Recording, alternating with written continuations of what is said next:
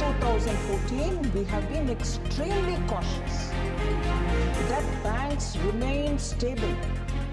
लोकसभा में मंगलवार को बैंकिंग कानून विधेयक 2024 ध्वनि मत से पारित हो गया। इस विधेयक से बैंक खाता धारकों को अपने खाते में 4 नॉमिनी जोड़ने का अधिकार मिलेगा।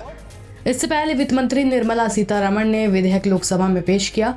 उन्होंने कहा कि इससे बैंकिंग क्षेत्र ज्यादा मजबूत होगा और ग्राहकों तथा निवेशकों के हित सुरक्षित होंगे। उन्होंने विधेयक पर चर्चा करते हुए कहा, भारतीय रिजर्व बैंक अधिनियम 1934, बैंकिंग विनियमन अधिनियम 1949, भारतीय स्टेट बैंक 1955 और बैंकिंग कंपनियां अधिनियम 1980 में कुल 19 संशोधन प्रस्तावित हैं। इनका उद्देश्य बैंकिंग से जुड़े शासन मानकों में सुधार करना और बैंकों द्वारा आरबीआई को दी जाने वाली सूचना में एकरूपता लाना है। गौरतलब है कि इस विधेयक की घोषणा वित्त मंत्री ने अपने 2023-24 के बजट के भाषण में की थी।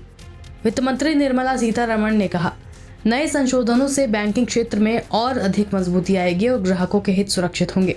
2014 से सरकार और आरबीआई बैंकों को स्थिर बनाए रखने के लिए बेहद सतर्क रहे हैं। विधेयक की ये खास बातें, बैंक खातों के लिए नॉमिनी की सीमा बढ़ेगी। इस विधेयक में प्रति बैंक खाते के लिए नॉमिनी की संख्या को मौजूदा 1 से बढ़ाकर 4 करने का प्रस्ताव है। जानकारों का मानना है कि इससे जमाकर्ताओं, बैंक लॉकर धारकों और नॉमिनी को फायदा होगा। बिना दावे वाली राशि का निपटारा। ये संशोधन बिना दावे वाले डिविडेंड फंड, शेयर और बॉन्ड के ब्याज या रिडेम्पशन आय को निवेशक, एजुकेशन और संरक्षण कोष में स्थानांतरित करने की सुविधा प्रदान करेगा। इससे लोगों को अपने ट्रांसफर और रिफंड को फंड से क्लेम करने की सुविधा मिलेगी और निवेशकों के हित सुरक्षित होंगे। पर्याप्त ब्याज को परिभाषित किया जाएगा। व्यक्तियों के लिए पर्याप्त ब्याज की परिभाषा को संशोधित किया जाएगा, जिसकी सीमा 5 लाख रुपए से बढ़ाकर 2 करोड़ रुपए किया जाएगा। बैंकों का रिपोर्टिंग टाइम बदलेगा। विधेयक में बैंकों द्वारा आरबीआई को वैधानिक प्रस्तुतियों के लिए रिपोर्टिंग डेट में बदलाव का प्रस्ताव है।